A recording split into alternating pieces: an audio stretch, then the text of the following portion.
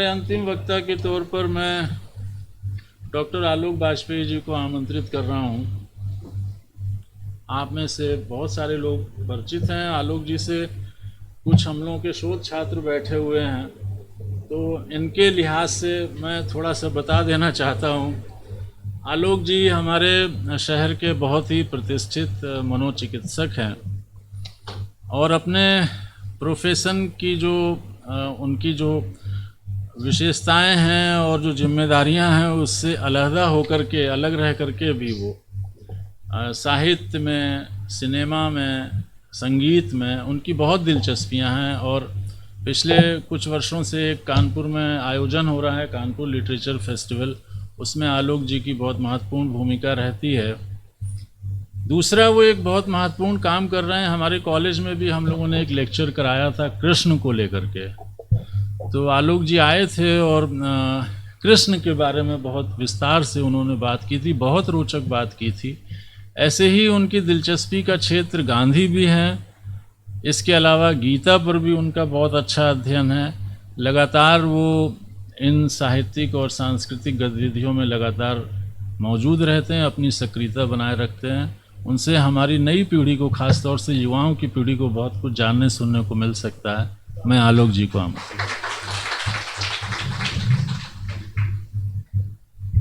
Thank you आनंद भाई। आवाज़ आ रही है आप लोग को? फारूक भाई अभी कह रहे थे कि मुझे बीच में बोलना पड़ रहा है, लेकिन मेरी हालत क्रिकेट के मैच के वो टेल एंडर्स आते हैं ना, जब अगर पहले के बच्चे अगर बैट्समैन फेल हो गए हो तो छक्का मार के जीत सकते हो और वाहवाही लूट लो, लेकिन पहले अगर सेंचुरी पड़ चुकी हो तो भाई साहब मेरी बैटिंग को माफ़ करिएगा आप लोग। अदबी खुतूत, लिटरेरी लेटर्स, मेरा कोई डायरेक्ट ताल्लुक़ तो नहीं है उससे, लेकिन ये 3 देवियों का आदेश था। ये अनीता, भावना कहाँ है, और शिवा, इन 3 देवियों का आदेश तो शिव भी नहीं टाल सकते, तो मैं क्या करूँगा। खैर, तो अभी इतनी देर में जो ये बातें हुई, जो आप लोगों ने लेटर्स का कंटेंट और लिखने वालों का दिमाग और ये सब बड़े बड़े नाम थे, माफ़ करिएगा ये पत्रों के बारे में बात है, लेकिन मेरे नोट्स इस पे हैं, तो माफ़ी इसके लिए। नहीं, इस पे भी मैंने, इसमें कलम सी है उससे लिखा है, थोड़ी सी अपनी फ़र्ज अदायगी कर दी है इसमें, डिजिटल। देखिए, दुनिया में 2 तरह के लोग हैं मोटे मोटे तौर पर। एक तो मानते हैं कि आदमी बना बनाया पूरा अपने पोटेंशियल और कैपेबिलिटी के साथ धरती पे फेंक दिया गया था, और दूसरे चार्ल्स डार्विन को मारने वाले हैं कि आदमी कहीं से इवॉल्व हो के जानवरों से और मछली से और ये सब कर करा के यहाँ तक पहुँचा है। लेकिन चलिए हम लोग बीच का रास्ता ले लेते हैं कि अगर ऊपर वाले ने भी बनाया तो उसने कोई रूल सेट कर दिए थे कि इवोल्यूशन तो हो गई, चिंपांजी से अलग होके आदमी बनोगे। ये मैं आपको इसलिए कह रहा हूँ कि मैं आपको जो बताना चाहता हूँ, ये पत्र तो जिन्होंने लिखे और जो लिखा वो तो एक कहानी है ही, लेकिन ये लिखने की अर्ज क्या है, ये कहाँ से आ रही है। तो थोड़ा पीछे चलते हैं। जब भी ये इवोल्यूशन हो रहा था, आदमी का दिमाग डेवलप हो रहा था, या किसी भी जानवर को आप देखिए, दिमाग बहुत सिंपल काम के लिए बना है, सर्वाइवल। किसी भी जानवर का पहला काम सर्वाइवल, और इस सर्वाइवल के लिए ये जो दिमाग, जीन्स तो चलिए है कि रिप्रोड्यूस करो, बच्चे पैदा करो, जिस भी स्पेसीज में हो, लेकिन दिमाग ये इन्फॉर्मेशन बटोरता रहता है, और वो सारी इन्फॉर्मेशन ब्रेन में मेमोरी की तरह चलती है। तो हम लोग जो सोचते हैं ना, हमें लगता है बड़ा थॉट है हमारे पास, वो सारा थॉट जब तक आपके होश में अचेतन मन से चेतन मन तक पहुंचता है, तब तक उस पर कई लेयर चढ़ चुकी होती है। आपकी याददाश्त की, आपके इमोशन की। तो वो फ्रॉइड जैसे कहते थे कि human beings are not rational beings, they are rationalising beings, मतलब आप रैशनली सोच के कुछ नहीं करते हैं, आप कर लेते हैं और बाद में उसकी कथा बनाता है दिमाग रैशनलाइज करने के लिए। तो एक तो ये अर्ज थी, लेकिन फिर भी चिंपांजी से आदमी बनने में एक कहीं ब्रेन के डेवलपमेंट में कुछ हुआ ऐसा कि हम लोग का इमेजिनेशन एकदम से खुल गया। जो और जानवरों में है तो हम लोग को पता नहीं, लेकिन हम लोग का इमेजिनेशन खुला हुआ है। और ठीक इमेजिनेशन के साथ एक दूसरी धारा डेवलप हो गई, वो नीड टू एक्सप्रेस, अपनी बात कहना। अगर आप पीछे चले जाइए तो सबसे पहला हम लोग के पास जो रिकॉर्ड क्या है, नियंडरथल थे 30,000 साल पहले। भाषा का हमें शायद 10,000 साल पहले का पता हो, और लिखी हुई भाषा तो बहुत बाद में आती है। वर्बल तो वेदों के समय से अगर आप ले लीजिए 5,000 साल, लेकिन फिर भी कुछ रिकॉर्ड है हम लोगों के पास। अगर आप लोग भोपाल के पास गए हो भीमपेटिका में, कुछ लोग गए हैं वहाँ पे, तो भीमपेटिका में जाइए तो वहाँ गुफा में वहीं की पत्तियों से तोड़ा हुआ रंग निकाल के काफ़ी इलेबोरेट पेंटिंग्स हैं जी। और साउथ वेस्ट फ्रांस में भी हैं, अब तो अभी गुड़गांव के पास भी मिल गई हैं कुछ। ये 70,000 साल और 40,000 साल पहले की बात है। तो वो लोग क्या छोड़ के जा रहे थे आपके लिए, क्या बताना चाहते थे आपको? और वो पेंटिंग अगर गौर से देखें तो रोज़मर्रा की लाइफ है, जानवर और शिकार, और तो जाहिर सी बात है वो लोग कुछ आने वालों के लिए छोड़ के जाना चाहते थे, ताकि कब कैसे कौन देखेगा उनको पता रहे कि हमारी ज़िंदगी कैसी चल रही थी। और ये भी बात सच है कि जो फाइनल ड्राफ्ट हमें दिख रहा है उनका, उसके भी कई ड्राफ्ट बने होंगे। एक ही बार में किसी ने परफेक्ट बना दिया हो, इसके चांसेस बड़े कम हैं, पर वो ड्राफ्ट हम लोगों को मिले नहीं हैं अभी तक। तो हम लोग भी क्या कर रहे हैं, हम सब अपनी कहानी छोड़ के जाना चाहते हैं। वो जो खत लिख रहे थे वो भी, और जो कहानी लिख रहे थे वो भी, जो सिनेमा बना रहे हैं वो भी। लेकिन इस सब उस समय से देखिए, ये इमेजिनेशन और क्रिएटिविटी, और भी क्रिएटिविटी थी, टूल्स थे, वेपन बना रहे थे, लेकिन ये आर्ट फॉर्म और ये सब हुआ। और लेकिन सबसे बड़ा जो उसमें कमाल हुआ है वो था लैंग्वेज का। और लैंग्वेज कब डेवलप हुई हम लोगों को पता नहीं, पर मान लीजिए 10,000 साल रफली, क्योंकि उसके पहले कोई रिटन रिकॉर्ड या स्पोकन रिकॉर्ड है नहीं। और अगर आपको इस पर यकीन ना हो तो आप किसी भी बच्चे को देख लीजिए जब वो पैदा होता है, वो बायोलॉजी में एक सेंटेंस है, कहते हैं ऑन्टोजनी बिगेट्स फाइलोजनी। मतलब आपका पर्सनल डेवलपमेंट जो है वो वही दिखाएगा जो पीछे से चले आ रहा है। तो बच्चा पहले साल में रोता रहता है या खुश होता है या खिलखिलाता है, तो भाषा नहीं होती। फिर जब उसकी भाषा आती है तो पहले साल की याददाश्त गायब हो जाती है। तो आज तक हम लोग पता ही नहीं कर पाए कि पहले साल में बच्चा क्या सोच रहा है। मानने वाले प्रारब्ध कहते हैं, पर आपके पास प्रूफ हो प्रारब्ध का तो ठीक है, मुझे भी दे दीजिएगा। ऐसा कोई प्रूफ नहीं है। और 80% टाइम बच्चा सो रहा होता है, सपना देख रहा होता है। वो सपना क्या देख रहा है आपको ये भी नहीं पता। फिर डेवलप होती है लैंग्वेज। तो वही इतिहास में जैसे लैंग्वेज डेवलप हुई है इवोल्यूशन में, वैसे ही बच्चे की भी डेवलप होती है। और ये लैंग्वेज ने कमाल कर दिया सारा। यही लैंग्वेज डेवलप हो रही है क्योंकि वेद तो बोले गए थे, लिखा कब गया है? वो बुद्ध के बाद करीब करीब, पहले ताम्रपत्र पर लिख लेते होंगे, लेकिन फिर राइटिंग आई चाइनीज से, फिर और भी चीज़ें आई। अब जब लिखने लगे लोग तो अब किसके लिए लिख रहे हैं? किसी को तो भेजेंगे। तो वो तो हरकारे से लेके शायद कबूतर भी कहते हैं ना, ले जाते थे कभी, कि पानी के जहाज पे ले जाने लगे, फिर हवाई जहाज पे। फिर ज़्यादा बातें बड़ी होने लगी तो छोटी बातें करके टेलीग्राम भेजने लगे। आजकल तो ये है तोता। और आने वाले वक्त में शायद इसकी भी ज़रूरत ना पड़े। अगर इलॉन मस्क की चल गई तो आप सबके दिमाग में चिप लगा देगा, अपना ऐसे ही कम्युनिकेट कर लो। क्या हाथ वाथ हिला के सब क्या करना, बेकार का सर्कस।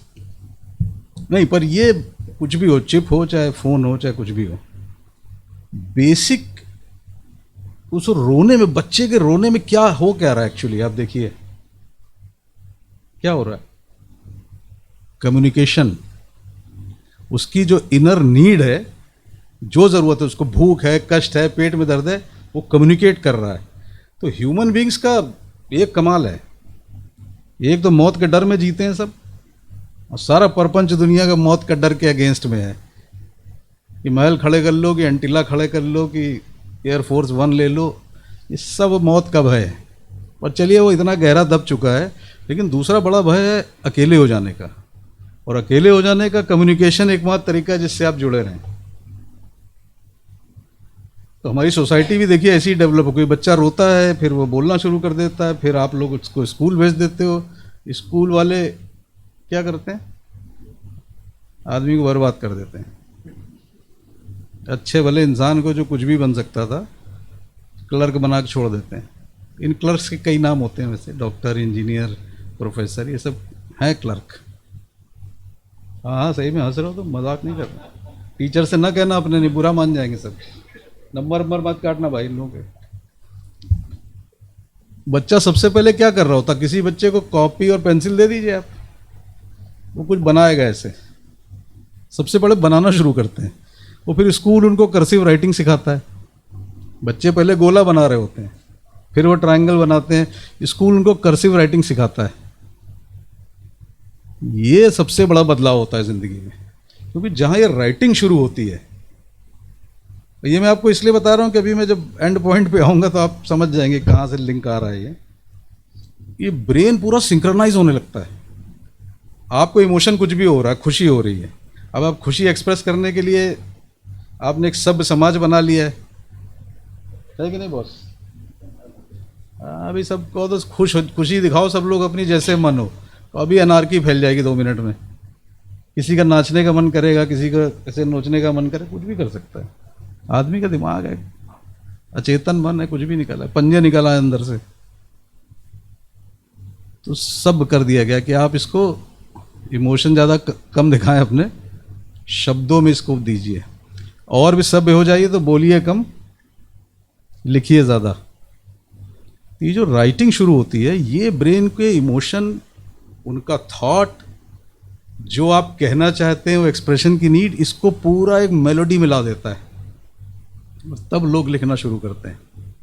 तो जो जनरेशन यहाँ पे हाथ से लिखने वाली है उनको तो तजुर्बा होगा। आप सब ने तो हाथ से लिखा, अच्छे लोग हैं आप। मैं थोड़ा आलसी हो गया हूँ, लेकिन फिर भी कोशिश करता हूँ, और अपने पर्सनल एक्सपीरियंस में बता रहा हूँ। पहले मैं हाथ पे लिख लेता हूँ पेपर पे, फिर उसको टाइप करता हूँ, लेकिन दोनों में गजब का फ़र्क होता है। जो इमोशन हाथ से लिखने में आते हैं वो टाइप करते समय सब गायब हो जाते हैं। It becomes absolutely mechanical.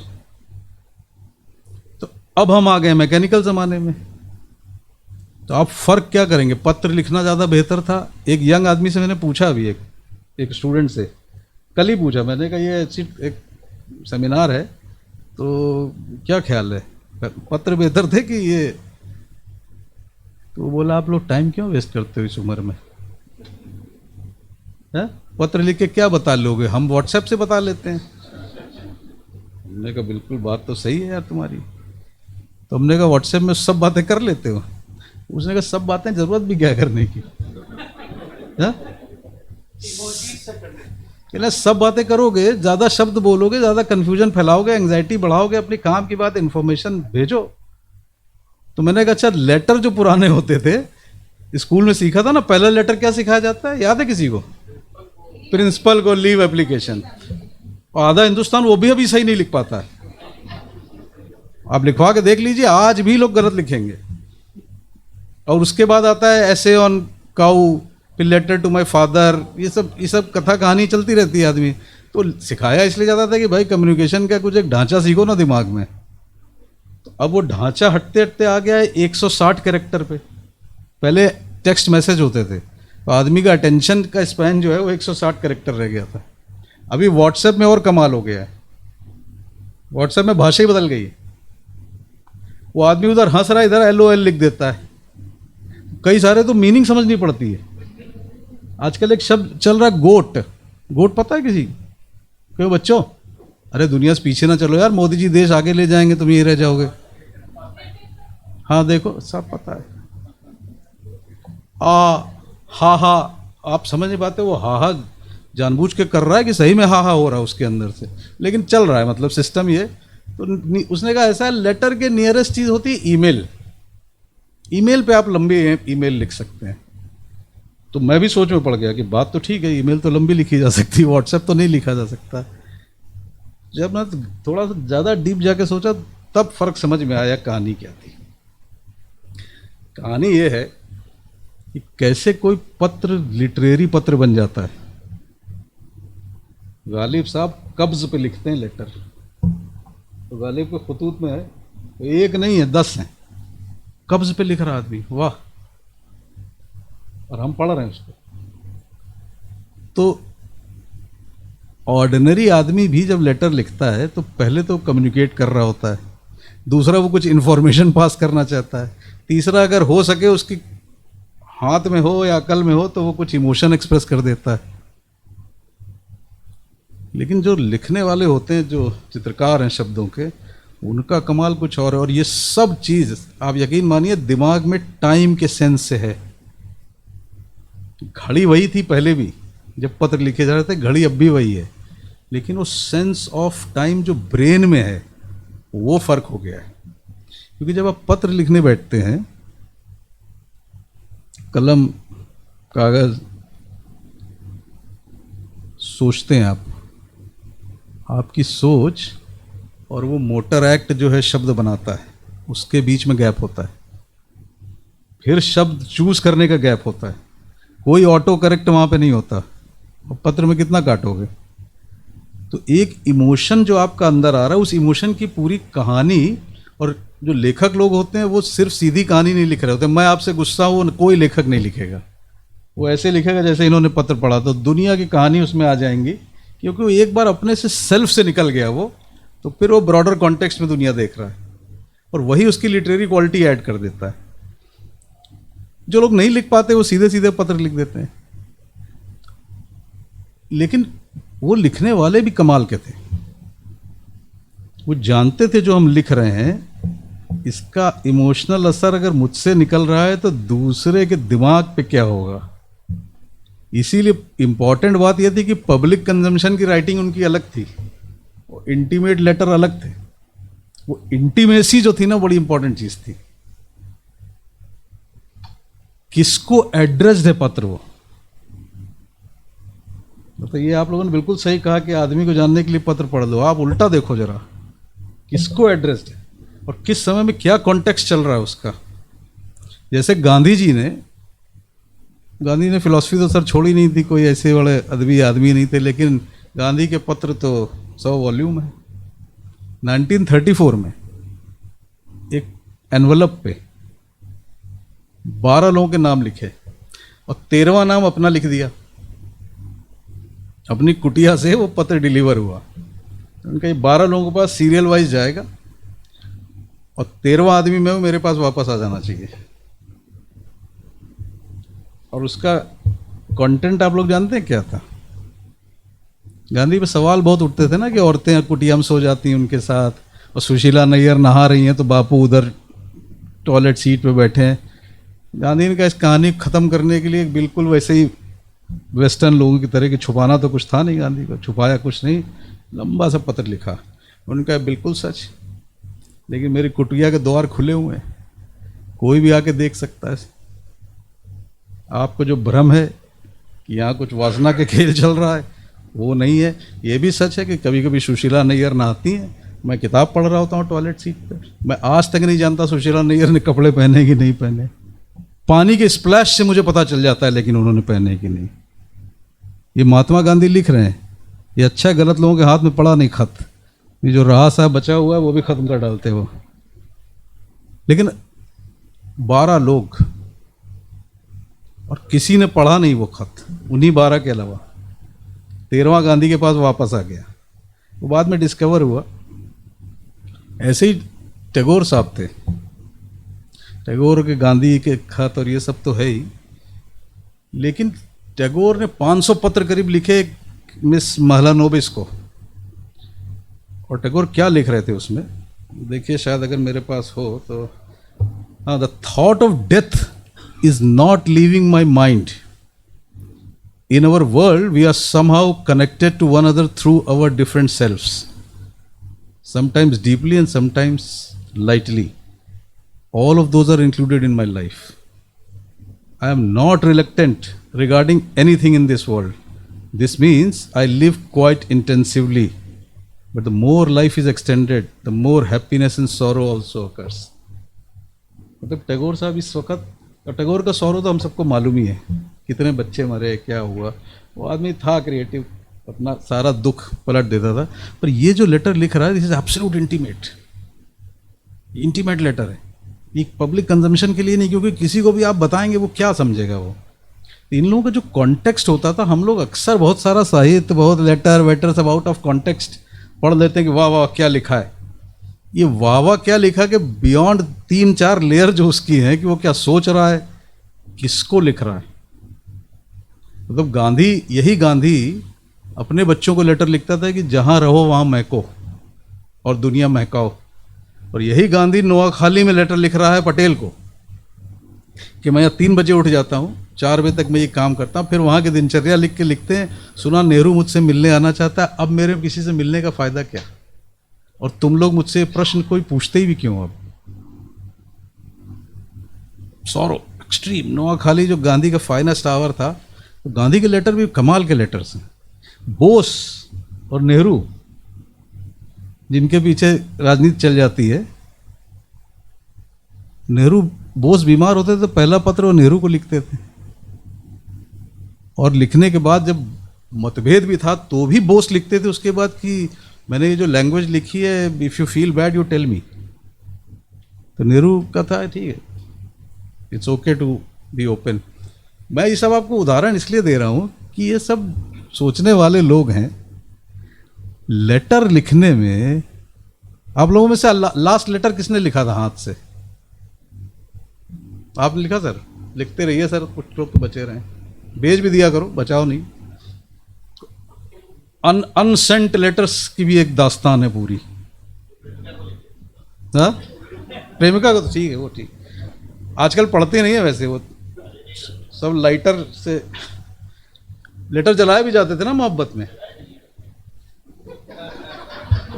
तभी जगजीत सिंह गा गए, तेरी खुशबू में बसे खत में जलाता कैसे, तेरे हाथों के लिखे खत में जलाता कैसे.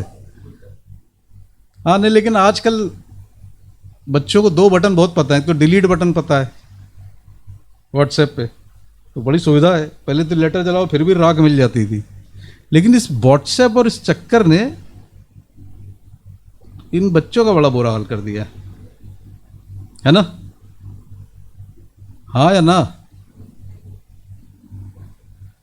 जो आप लेटर लिखने में एक और कमाल था, आप लेटर लिख रहे हैं, आपके लिखने में समय लग रहा है, आप इमोट कर रहे हैं, लेकिन आपके पास समय इतना है कि आप सोच भी रहे हैं कि इसका असर दूसरे पे क्या होगा. तो कहीं अपने को आप रोक सकते हैं, कहीं पुश कर सकते हैं.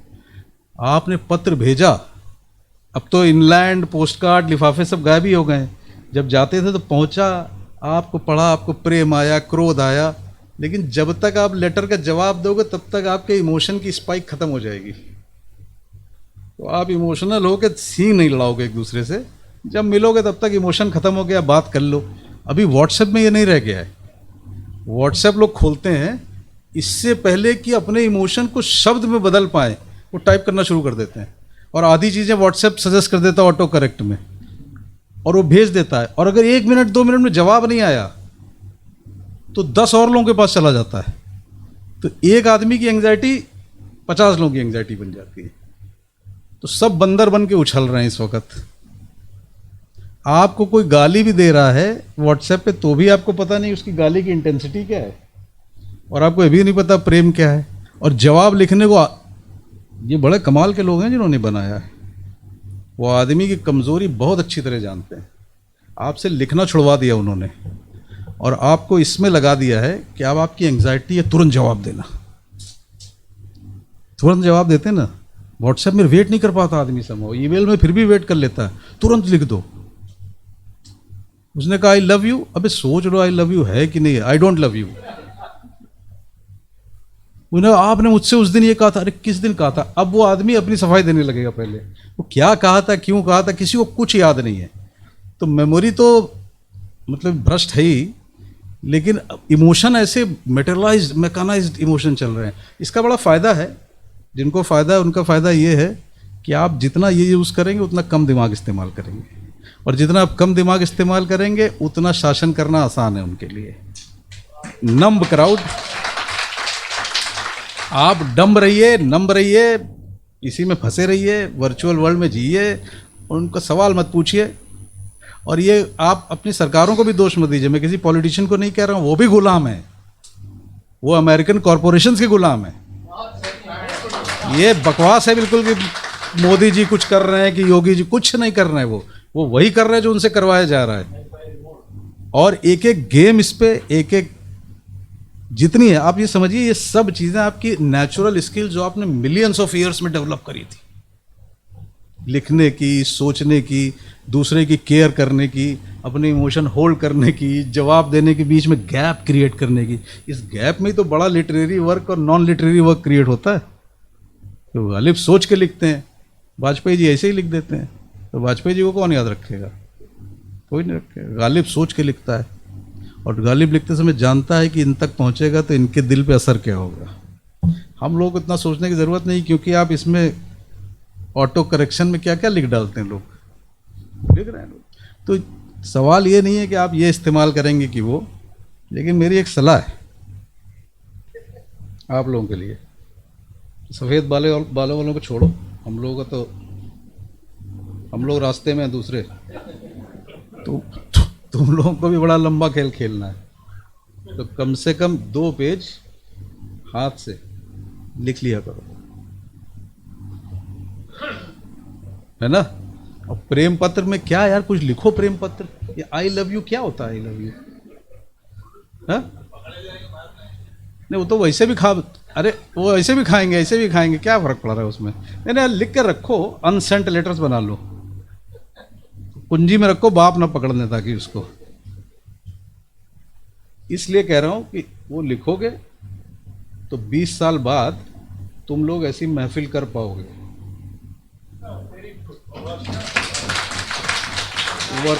वरना भूल जाओ, कोई अदबी खुतूत नहीं होंगे 20 साल बाद, क्योंकि कोई अदब ही नहीं रहेगा। व्हाट्सएप सेव कौन करता है, ईमेल सेव करता नहीं, और उसको फिर लोग पढ़ते हैं, कहते कौन प्रिंट आउट करेगा इसका। तो इसलिए आप लोग, ज़रूरी ये है कि आप लोग लिखिए, कुछ अपने विचार लिखा करिए 2-3 पेज, तो कम से कम कुछ बना रहेगा, कुछ बच जाएगा, तो फिर आप भविष्य में हम लोग को याद कर लीजिएगा अगर मन हो। वरना कहना ये लोग बर्बाद कर गए थे, हम तो व्हाट्सएप पे मस्त थे, या हाथ से डॉक्टर वाजपेयी लिखवा के ज़िंदगी बर्बाद कर दी मेरी। एनीवे, मतलब वो आपकी चॉइस है, पर मोटा मुद्दा सिर्फ इतना सा है कि पत्र लिखने से दिमाग की सिंक्रोनी बढ़ती है, व्हाट्सएप लिखने से short term digital memory, language सब ध्वस्त हो जाती है। दोनों करिए, व्हाट्सएप इन्फॉर्मेशन के लिए करिए, पत्र के लिखिए। अब आप पत्र लिखेंगे तो आप निश्चित भेज नहीं पाओगे, क्योंकि ना लिफाफा है ना इनलैंड है।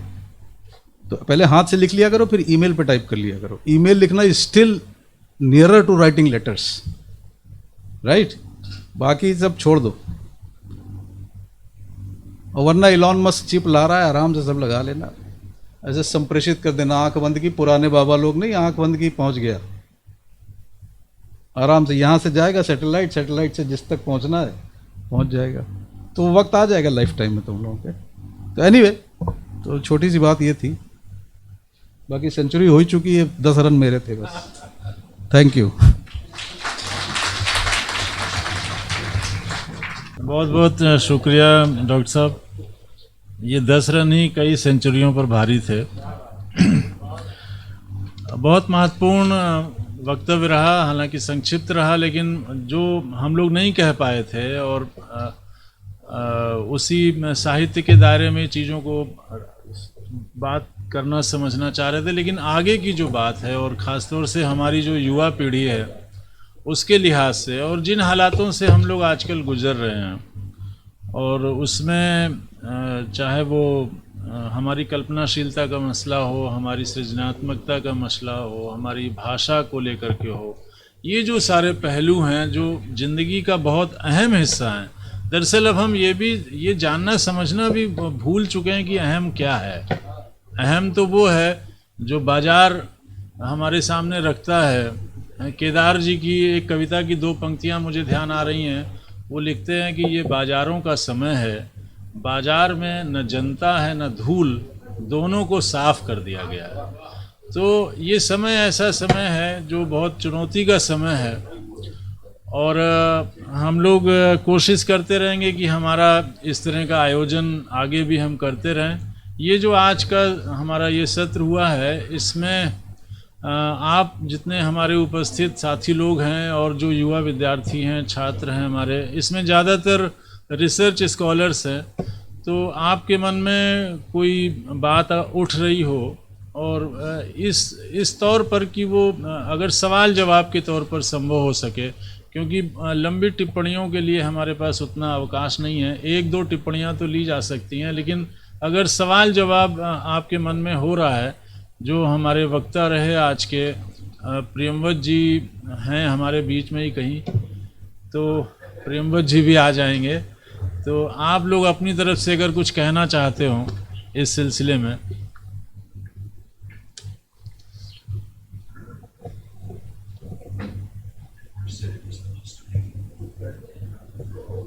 कहना चाह रहे थे, कुछ कहो भाई, आपने हाथ उठाया था।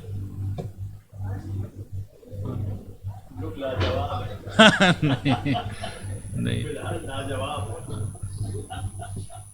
तो अब ये कार्यक्रम अपने अंतिम चरण में है। मैं शिवा जी को आमंत्रित कर रहा हूँ कि वो आएँ, और हाँ, क्या कुछ कहना चाह रही हैं आप? 1 मिनट, वो कुछ कह, आगे आ जाओ, आगे आ जाओ।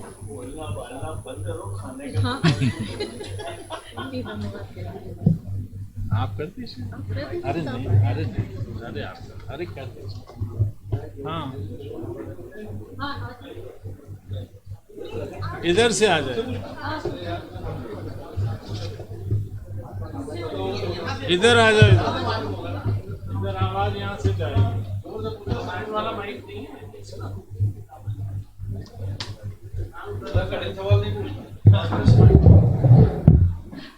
Good evening. मेरा क्वेश्चन डॉक्टर वाजपेयी जी से है। हो सकता है मेरा सवाल गलत हो, लेकिन मेरे मन में आया है कि जो युवाओं को उन्होंने इस समय बोला है लिखने के लिए, पत्र लिखा करो, अनसेंट एंड ऑल, तो मैं ये पूछना चाहती हूँ, जैसे आजकल युवाओं में कंटेंट क्रिएशन की जो इतनी वो बढ़ गई है, तो उसमें भी तो उनको बहुत सोच के लिखना पड़ता है और मतलब चीज़ें क्रिएट करनी पड़ती हैं जो बिल्कुल नई हो, तो उसका कोई रोल है या नहीं है? देखिए, कंटेंट राइटिंग करी जाती है, उसके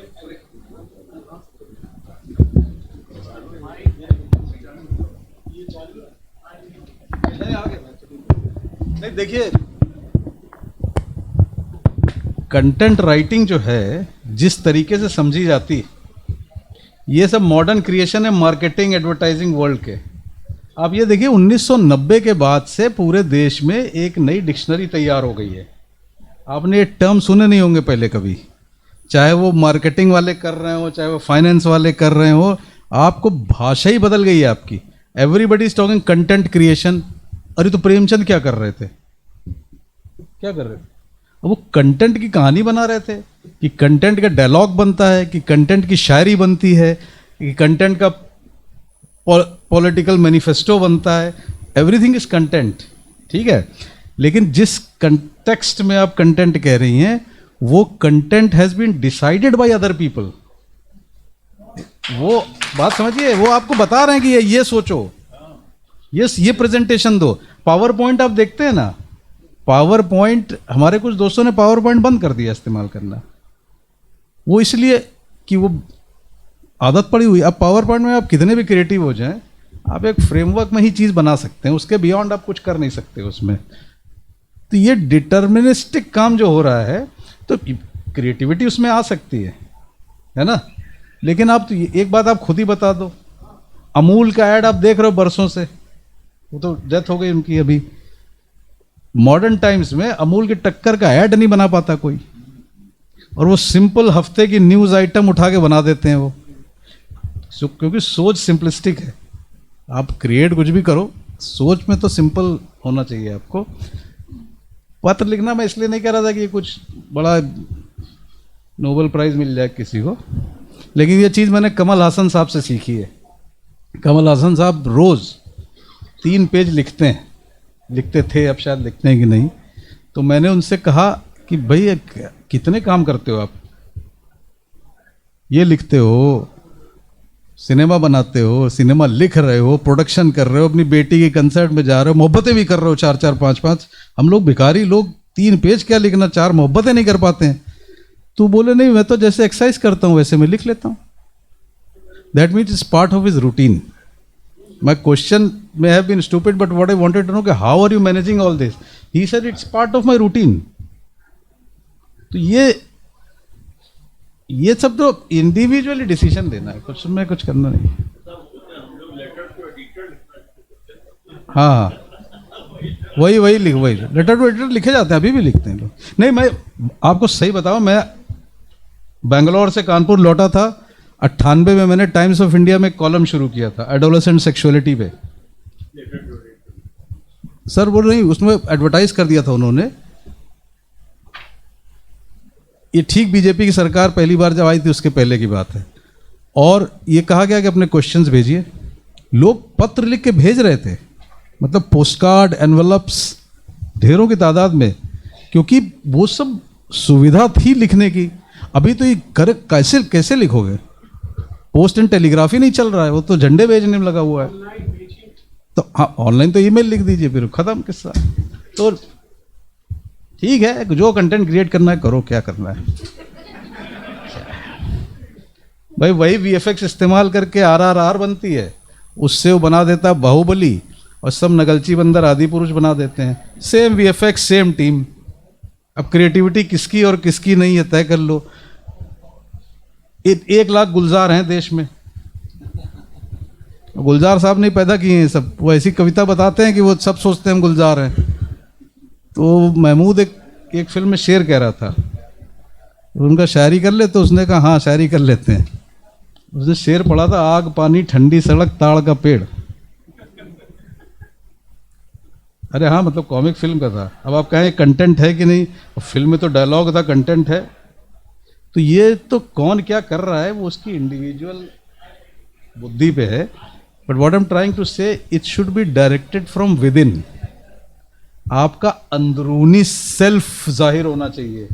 बाहर की बताई हुई चीजें से करोगे तो सिर्फ नकलची बनोगे, और नकल तो फिर चल। इसका क्या होगा? छत का मजबूत हाथ लेते हैं, लिफाफा देख के लिफाफा ही खत्म हो गया। लिफाफा ही खत्म हो गया। एक टाइम था, अब तो सब चेक भी नहीं लिख रहे हैं आजकल लोग। मतलब चेक पे कलम चलती थी, तो चेक भी नहीं लिखते, वो भी ऑनलाइन हो गए, सिग्नेचर्स भी ऑनलाइन। एक टाइम था जब लोगों की क्रिएटिव थिंकिंग और राइटिंग से एक चीज होती थी, फिल्मबंदी। आज कोई फिल्मबंदी करने के लायक नहीं। किसी से कहिए स्टम्पोर बोल दो तो बोलने के लायक नहीं। पहले लोग शेर कह दिया। ये तो मेमोरी पे बहुत असर पड़ा है ना, क्योंकि आप अब लोगों की क्रिएटिविटी खत्म हो गई, आउटसोर्सिंग हो गई है। इनको याद करने की जरूरत क्या है? ऐसे बोलेंगे, है ना, गूगल दे देंगे। अरे बस करो, इतने उत्तर नहीं मेरे पास जितने सवाल पूछ रहे हो। जी सर, बिल्कुल। हाँ तो ये बड़ा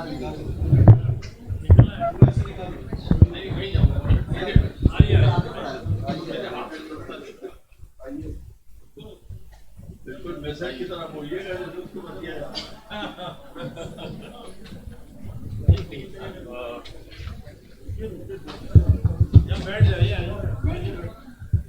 सिर्फ 2 मिनट, ज़्यादा से ज़्यादा लीजिए सर, आराम से। मेरी छटपटाहट ये थी, एक जिज्ञासा थी, एक दर्द था, एक कसक थी, एक पहचान थी उन ख़तों के लिए जिन ख़तों के एक ज़रिए हमने उस लेखक को पहचाना कि वो हमारे तक पहुँचे। तो लेकिन एक एक शब्द उसका जो था, मुझे उम्मीद थी, एक पढ़ा लिखा थोड़ा सा हूँ, कि एक एक ख़त का अल्फाज उसके उस लेखक के दर्द को क्यों नहीं बताया गया?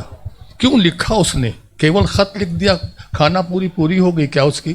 उसने अपना दर्द तो बताया, लेकिन एक एक लाइन को अगर वो सोचता कि इसकी छटपटाहट कहाँ है, वो कौन सी स्थिति थी, वो कौन सा दर्द था, जैसे कुरेद कर वो देखता था कि जख्म कितना गहरा हो गया है, वो आग कौन सी थी जो खुद को जला रही थी, आग दूसरों को ही नहीं जला रही थी। वो दर्द मैं जानना चाहता था इन खतों के ज़रिए से, जिससे मैं अलग रहा, कुछ वहाँ तक पहुँच नहीं पाया। उम्मीद करके ये आया था, कम से कम फारूक साहब से उम्मीद करके मैं ये आया था कि फारूक साहब एक शायर भी हैं, बेहतरीन बोलते भी हैं, और वो ख़त को ख़त की तरीके से नहीं, ख़त को एक एक लाइन अंडरलाइन करके बताते कि मेरे ख़त का मजमून ये है, मेरा दर्द जो मैंने देखा है इस ख़त में वो आप तक वो मैं पहुंचा रहा हूं, वो शायद उससे मैं अलग थलग रह गया। वो छटपटाहट मैं साथ लेके जा रहा हूं, कभी मौका मिलेगा तो मैं भी बात करूंगा। वैसे करीब मैं 3000 से ज़्यादा कविताएं लिख चुका हूं और 32,000 पन्ने लिख चुका हूं। ये मेरा छोटा सा संक्षेप था। इतना एक जिज्ञासा थी जो रह गई। कोई बात नहीं सर, अगली बार।